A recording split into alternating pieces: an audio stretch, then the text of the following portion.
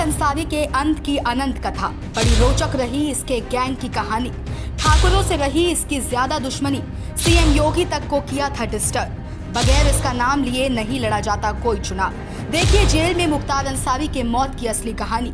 चुनावी मौसम के बीच जिस माफिया का जेल में रहते हुआ अंत, उसकी कहानी बड़ी ही रोचक रही है। माफिया मुख्तार अंसारी की मौत के बाद पूरे यूपी में हाई अलर्ट जारी किया गया है। धारा 144 लागू कर पूरे प्रदेश में शांति बनाए रखे जाने की सरकार की ओर से अपील की गई है। सीएम योगी खुद मुख्तार अंसारी के मौत के बाद आला कमान अफसरों के साथ एक बहुत बड़ी बैठक करते नजर आए। बैठक के दौरान सीएम योगी ने प्रदेश में हालात काबू में रहने को कहा है। कहा अगर कहीं भी कोई बवाली माहौल बिगाड़ने की कोशिश करे तो उसे शक्ति से निपटने में सक्षम रहे। मुख्तार के अंत के बाद माहौल को देखते हुए गाजीपुर, मऊ, बलिया, गोरखपुर, अयोध्या सहित पूर्वांचल के पूरे क्षेत्र में आरपीएफ जवानों के साथ यूपी पुलिस बल तैनात किए गए हैं, जिससे कहीं भी माहौल बिगाड़ने की कोशिश ना हो सके। मिली जानकारी के मुताबिक मुख्तार अंसारी के जनाजे में परिवार के लोग ही शामिल होंगे। उन्हें कब्रिस्तान में आज ही दफनाया जाएगा। मुख्तार अंसारी यूं ही नहीं बना माफिया डॉन। देखिए इसके जीवन से जुड़ी बड़ी रोचक कहानी।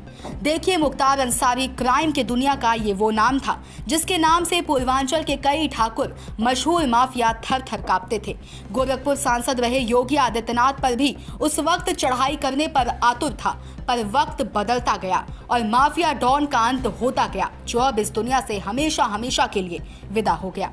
तो चलिए हम बताते हैं क्राइम कुंडली में माफिया मुख्तार अंसारी की बड़ी ही रोचक कहानी कि कैसे जुल्म की दुनिया में जमाया अपना कदम। मुख्तार अंसारी ये वो नाम है जिसके नाम की चर्चा किए बिना आज तक कोई भी चुनाव लड़ा नहीं गया, चाहे ये जेल में हो या फिर जेल के बाहर। बिना इनके नाम की चर्चा किए कोई भी पार्टी चुनाव लड़ नहीं सकी, जबकि ये जुल्म की दुनिया का सबसे बड़ा माफिया था।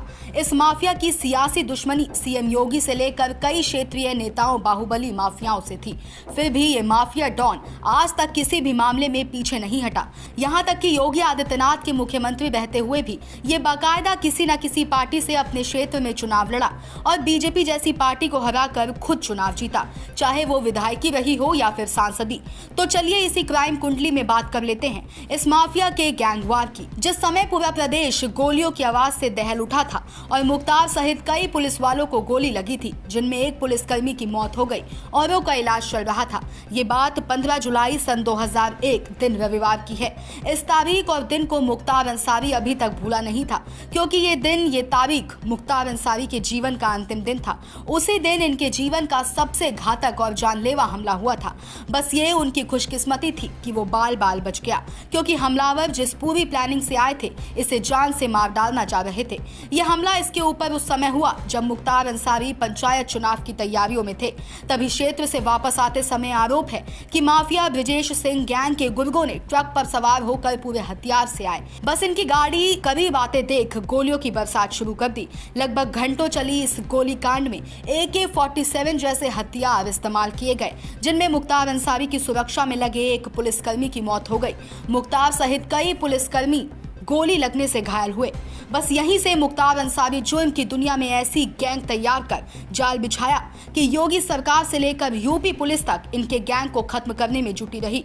पर अब मुख्तार का अंत जेल में रहते रहते हो गया और आज उन्हें कब्रिस्तान में दफन किया जाएगा। तो दोस्तों हम बात कर रहे थे माफिया डॉन मुख्तार अंसारी के बारे में, जिनकी चर्चा चुनाव से लेकर जुर्म तक आज भी हमेशा होती आ रही है। फिलहाल अब मुख्तार अंसारी जेल की सलाखों में रहते रहते अपना दम तोड़ दिया। अब इसके जीवन की अंतिम कहानी बन गई है और इसकी मौत के बाद प्रदेश भर में धारा 144 लागू कर दी गई है कि कहीं किसी भी प्रकार के बावली बवाल न कर सके, किसी भी प्रकार के बवाली बवाल न कर सके, ताकि कोई अप्रिय घटना न हो जाए। तो ऐसे ही देखते रहिए सैम टीवी का स्पेशल प्रोग्राम क्राइम कुंडली। सब्सक्राइब करें साम टीवी, क्योंकि हम आ गए हैं अब आपके बीच। दिखाएंगे सत्ता के वादों और अपराधियों के एक एक कारनामे की हकीकत। और हाँ, अगर आपके पास भी हो कोई ऐसी खबर तो कमेंट करके हमें बताएं, क्योंकि बिना डर और दबाव के हम दिखाते हैं हर एक खबर डंके की चोट पर।